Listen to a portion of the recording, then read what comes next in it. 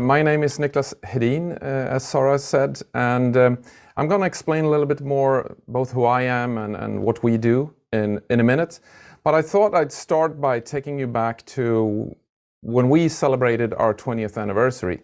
Those were the times when you can meet hundreds of people in a room actually and have dinner and celebrate stuff. We almost do not remember what that was like, but I asked people that we work with to send in some clips, and one of them came from Andrew, who you're going to listen to in just a minute. And he made a personal sort of challenge to me and a greeting to me. Andrew is not just any character. He works, in this case, he was European director for one of the world's most well-known sports brands. He now runs digital supply chain for that swooshy sports brand in the US. And I'm happy to consider him my friend now. But let's listen to what he says in this clip first, and then we'll talk. And ask yourself the question, what can a company from Borås actually do?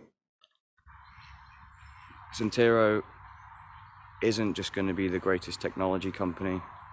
It isn't going to be just the best place to work. Dream crazy, make it the best company ever. Enjoy your evening, and thank you again for inspiring us every day. So Andrew talks about the way we inspire them. And remember, when he's talking about them, he's talking about 5,000 employees or so in that organization. So what is it that we do that affects them to the degree that they not only change their actual way of executing in their supply chain, the way to go to market, but actually the fundamentals of their culture? And what do we have to do with that? Welcome to this morning boost, and let's kick it away, and go to this. So what are we in terms of developments? So first of all, it's of course now been almost a year, and we can see dramatic impacts and effects, of course, from the pandemic in many businesses. Many are still struggling to survive. But is there also something to be had out of this? And what did the best companies out there do in terms of catching this wave and surfing a very, very sharp wave, albeit, but still a wave? And I was taught when I was young that a good sailor doesn't complain about the wind. He actually learns how to sail. And I think that's an attitude I think you need to take on if you're to survive in these times. Again, my name is Niklas Hedin. I'm the CEO of Centiro, and I will explain what Centiro is in a minute. I founded Centiro in 1998, and the company has had the same social security number on the CEO for 22 years now, but it's not had the same CEO. So I've made it my task in life to try and be curious and learn new things and bring not only myself, but the whole company to a new level, and have the company bring me to a new level as well. So welcome to this morning boost. Let's get going. So in the headline, we're talking about a couple of things. So let's do these first. We're talking about full-on digital plus supply chain agility becomes sustainable growth. And I'll give a few examples of things we can see in that area. But first, let's take full-on digital. What do I mean by that? I think we all know by now that we had the traditional retail model. Now, retail comes from the French word retalier, which means breaking bigger chunks into smaller ones and making them available to market. So that was what typically stores did, is they took the larger chunks of pallets and etc. and made them consumable and for us consumers. That was the sort of store distribution model, retalier. But we all know that digital came, started in the 90s, but then boomed sort of last 5 or 10 years or so. And now you got quite dramatic consumer behavior change. So when I say full on digital, I mean not going from 10% share of your revenue to 20. We're talking to customers that says, well, the digital driven business is going to be 70, and this is a strong store-based network customer of ours that says 75% of our business is going to be digitally driven. And then you might ask, so what then do you have the stores for? Because that's going to be seen as a complement. And we see other customers planning for at least 50% digital and reorganizing the whole company for that. So when I say full on digital, that's exactly what I mean. That means that the whole business model becomes digitally driven with additions of physical. Of course, I'm going to talk what physical means in this case, but the whole business model swings around. So it's not dramatic growth in terms of going from even 10 to 20 to 30%. No. It's becoming the dominant part of the business model. Then supply chain agility is how do you absorb change? So if I use an academic sort of word, what's your dynamic capacity? So are you standing still when the wave comes? Do you let it drown you, or do you actually learn how to surf it? So the agility part is how quickly can you turn your assets into something that is usable to react to the phenomena that you're seeing. And specifically in this case, let's talk about the pandemic and what lockdowns mean to a market and what you can do instead. Because we saw some amazing stuff during the pandemic so far, and we're still seeing interesting things. And sustainable growth, I think that just two words on that is that I think everybody can realize that this is not going to be economy for economy's sake. We need to do something that's sustainable in actually more areas than just environment. Of course, there needs to be a sustainable trade in terms of the planet, period. But we also need to consider social sustainability, both in the societies we have around us, but also societies we have further away from us. So how do you actually run a company in a sustainable way these days? And I think many are trying to chase that sort of that holy grail. But let's come back to that. So, and just reminding you, the chat is open, and I have it on my screen, and so does Sarah. So if there's any questions, you can raise your hand and Sarah will pick it up. I will check the chat every now and then. If there's any sort of comment or question, just shout out in the chat, and I'll try to pick that up while we're going. So quick on Centiro, just to set the frame, why can I talk about this? It's not to sell Centiro in any way, shape, or form, but it's just to give you the frame. We have one mission in life. So to frame it a little bit, you can say that, well, if Spotify's role is to connect consumers to pods and music, and you have Klarna connecting with payments, we're connecting the infrastructure on the back end in terms of digital. So how does trade get conducted behind the scenes? And our job is to make that easier and better. And we're not trying to do it for everyone. We're trying to do it for the ones that have a winning aspirations, that really want to be the best in the market, and also want to make a difference. Coming back to the sustainability element, companies that actually want to change how things get done. And we're happy and blessed with the sort of position in the market that we can actually say we're working with these companies. And on the right-hand side, it says something about our attitude and hunger. We're curious. We're always exploring how to do the next thing and to push this boundary. In terms of our footprint, because many of you haven't heard about us at all, but we're organized in 4 major places. The global hub is in Borås in Sweden, where we have 280 people or so. We're 400 people in total now, and we're still growing. One fairly large pod in Boston. We also have a fairly large pod in Pune, and this is for the follow the sun principle. So it's not just geographic expansion in terms of go-to-market. We're actually placed in the places where we need to be able to service our customers. And our customers are in 125 plus countries. They're all over the planet. And it's a 24-hour operation. And you will know many of the brands that we service, but you haven't probably not heard about us. All right, so how's the firm going, by the way? Well, that's a good question. Good, actually. So this is a growth curve, and this is just to take off any sort of worries that you need lots of external capital to grow. You can't be sustainable. You can't be sort of profitable while growing. Well, actually, we've been profitable all years of operation, and this is the growth curve. And this is rendered as Sara introduced, 7 Dagens Industri Gazelle diplomas, for those of you who know what that is. That also means we're a master Gazelle, which means that you have at least 3 in 20 years. We just qualified with a right-hand bar, that is the closing of the books for 2020, we qualified for our 8th. So I think that's pretty darn good. But that's not even why I'm proud over this picture, because the little line at the top is how we measure the satisfaction from our colleagues.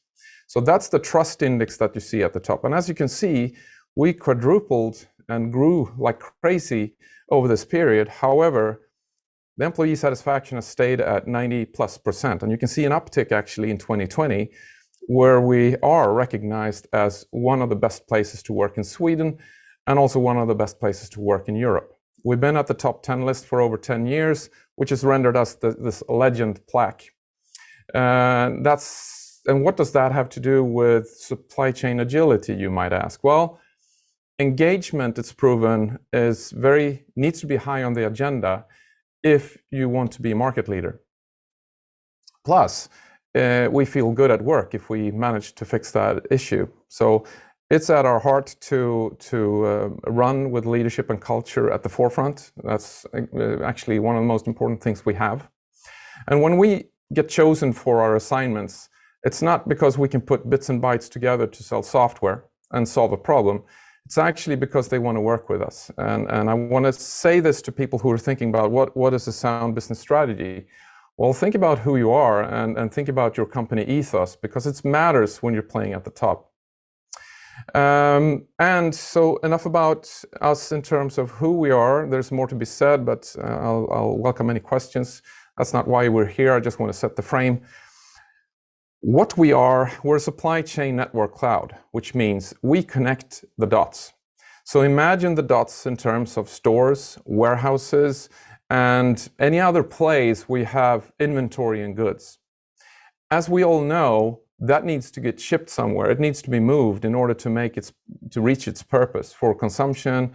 It could be masks in the pandemic. It could be vaccines.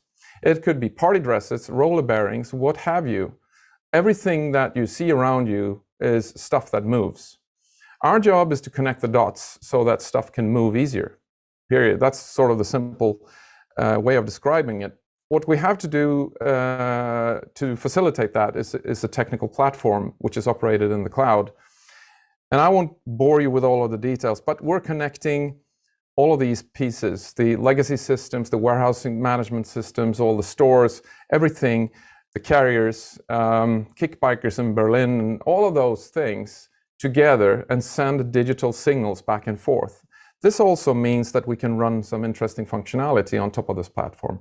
Like, for example, transport management. How do you actually plan, book, execute, follow up on, settle your invoices, track it, run returns through it, make promises. So if you're checking out on a website and you're starting to itch after about 100 milliseconds before you click the submit button, what happens in the background? How many calculations are made for you to get a promise that says you're going to get your stuff by Tuesday next week? We're behind the scenes in many of those scenarios, and there's lots of tech going on there actually, which you don't think about. And 2 examples where we play a role, which are probably more known. So when Zalando went to launch their pre-owned initiative, which is essentially you and I, if we buy clothes and feel that I've used this now and someone else can use it, they facilitate a C2C platform whereby they buy your item back.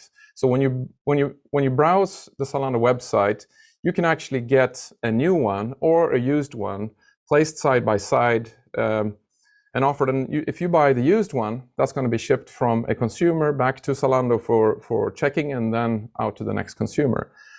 So we're behind the scenes in that operation and many of the things that Zalando does. And I'll actually give an example from Zalando on what happened during the pandemic.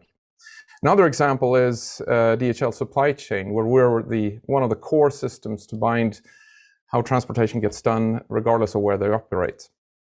And you can think about vaccine distribution, how that happens, how do you monitor that, how do you know where it is, things like that. And the only thing I can say is that we are involved in that without giving any details.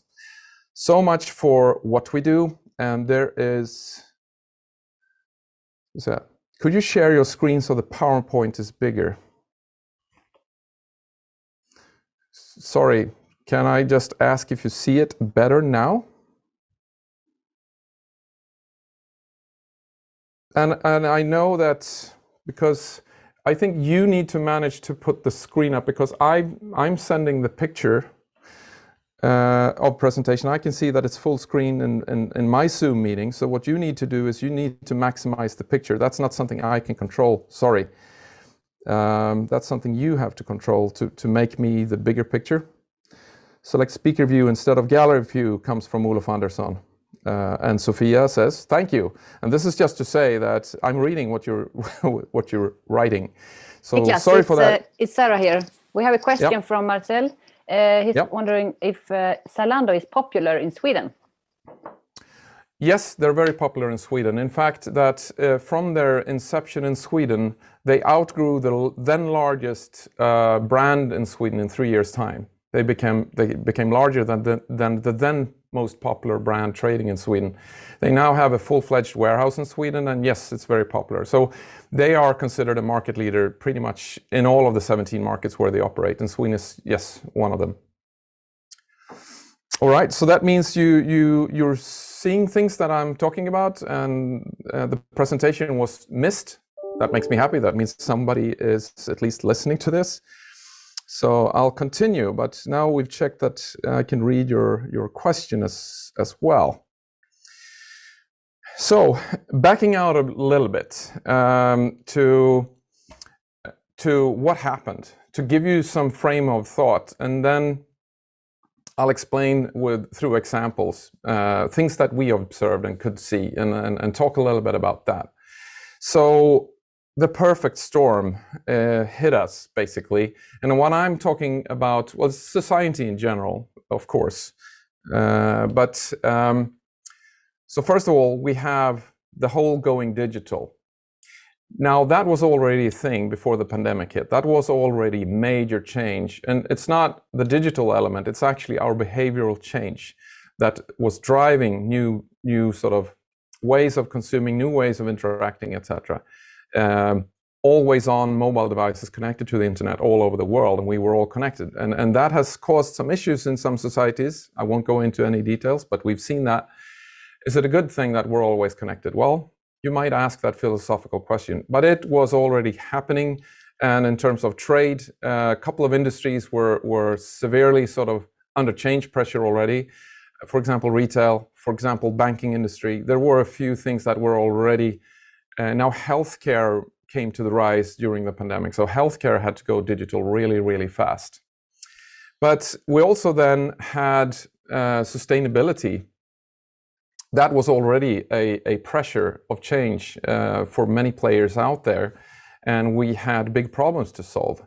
And when there is this discussion on the new economics, that what is profitability really? What is success? How do we actually make this into a thing that is sustainable?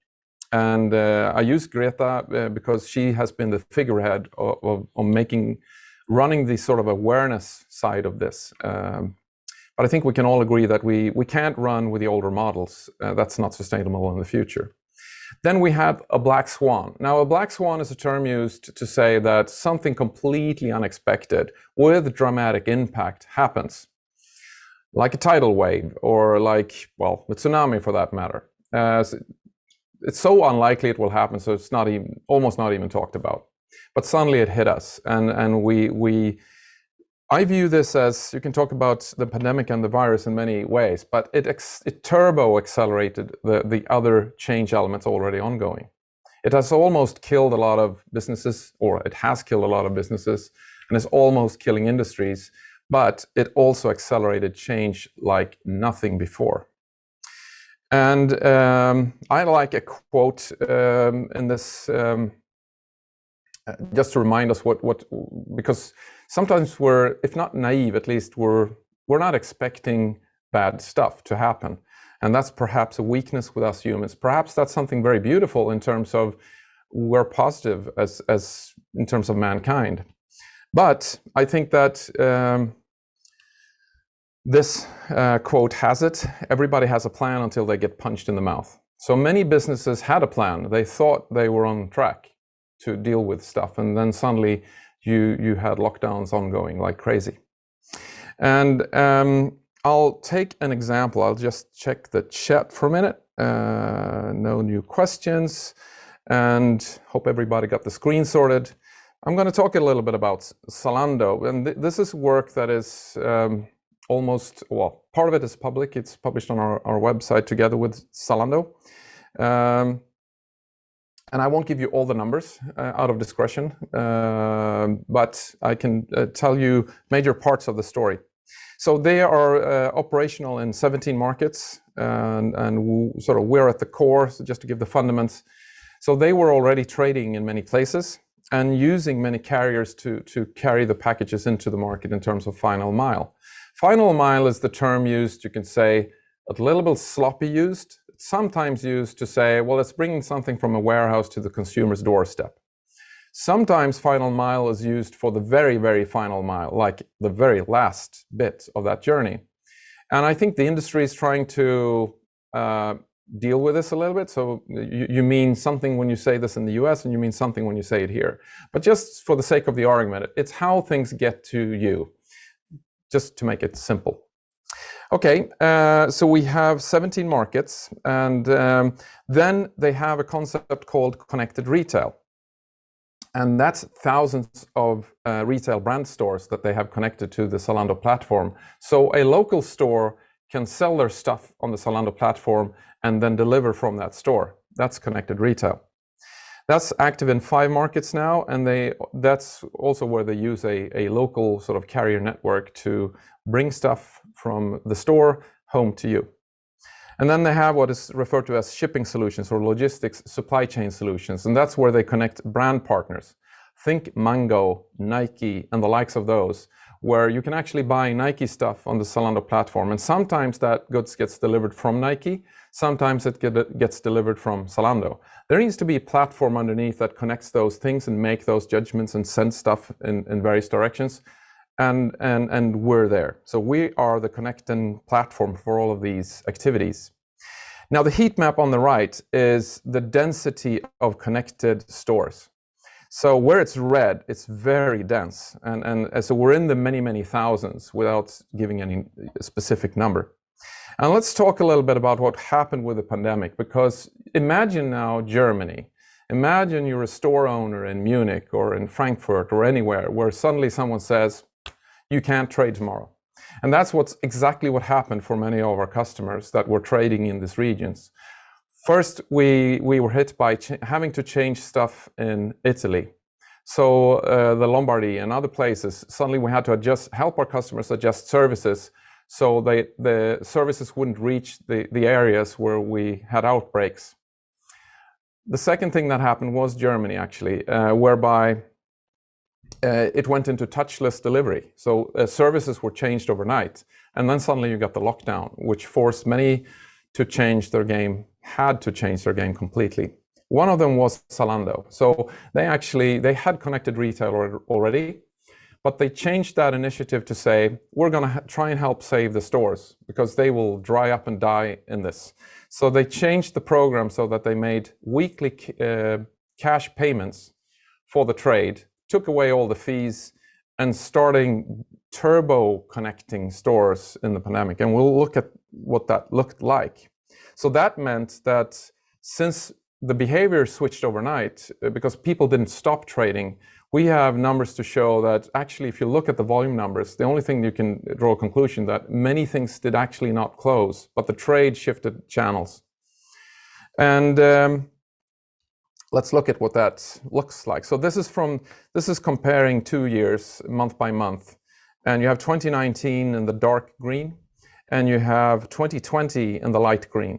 And the sum of it is the orange line. So that's the number of total connected. So you can see that January, February pretty much started in 2020 like December in 2019. Fairly low adoption, pretty normal. And then when the lockdown hit and this initiative was launched, suddenly now hundreds and hundreds and hundreds of stores now connect to this network. And of course, that has to be done in a completely different way. There's lots of automation, lots of tech in this. But the idea at heart was very simple. How do we save the stores? And this is just one of the examples where lots of activity happened in May, June. Then you can see it softens up in July, August. September, October, I think we all thought things were going well by then, and suddenly, boom, you have a new lockdown and things hit us. And November, December, we have this huge pickup in network connectivity again. So lots of stores connecting. So what does this mean? Well, it now means that not only does this brand trade in 17 markets with their own sort of warehouses and own infrastructure, now they also have thousands of service points, which are partners alongside the brand partners. So they actually have a digitally empowered trading network where they can facilitate the delivery of inventory from thousands of locations locally with sustainable delivery to people's homes. So that means that they are much bigger than what they appear. They can do things that no one else can do, essentially, because you can't spin up thousands of stores in that short of a time. And this is a blend between a traditional physical retail model and a new digitally empowered model that I actually have to say I like a lot, because it's not taking away one or the other. It's combining the two into something meaningful, useful, and very powerful. Just checking on questions. Connected retail is fulfillment by Amazon, isn't it, Marcel? No, it's not. It's fulfillment by a German company empowered by a Swedish company. Has nothing to do with Amazon. So there are other players than Amazon out there, and just make a note of that, because I think this is important. Not all good tech comes from the US.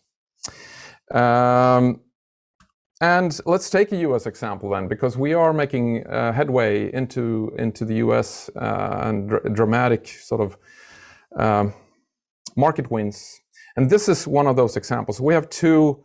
This is a big sports brand where we're coordinating on the left-hand side all of their warehouses, and this is both in Europe and in the US.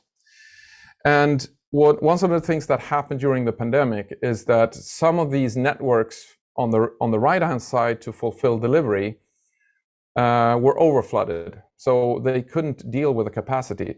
And just to give you a number so you can fathom, we got a call on the Thursday of the week before saying that there was now a lockdown in one of our key markets. Please expect a volume growth of 5 to 10 times.